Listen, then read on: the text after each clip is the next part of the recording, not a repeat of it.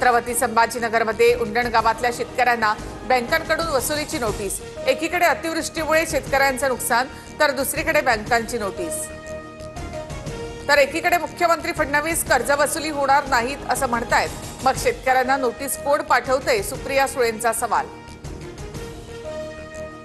राज्य सरकारचं नुकसानग्रस्त शेतकऱ्यांसाठीचं पॅकेज फसवं, सरकारने विम्याचे निकष शिथिल करावेत, अंबादास दानवेंची मागणी। स्थानिक स्वराज्य निवडणुकीमध्ये युतीबाबत स्थानिक स्तरावर निर्णय घ्या, राष्ट्रवादीच्या आमदारांच्या बैठकीत अजित पवार यांचा सूर। पंतप्रधान मोदींच्या हस्ते नवी मुंबई आंतरराष्ट्रीय विमानतळाचं लोकार्पण। बुलेट ट्रेन, मेट्रो, वॉटर टॅक्सीला सुद्धा विमानतळ जोडलं जाणार। लोकार्पणाच्या भाषणात पंतप्रधानांकडून लोकनेते दिबा पाटील यांचा उल्लेख।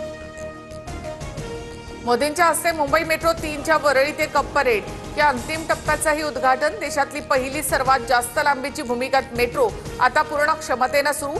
आरे ते कप परेड तासाभरात गाठता येणार। शिल्पा शेट्टी आणि राज कुंद्रा यांना 60 कोटींच्या फसवणूक प्रकरणामध्ये दिलासा नाहीच। शिल्पा शेट्टीसह पतीला परदेशात जाण्याची परवानगी कोर्टानं नाकारली।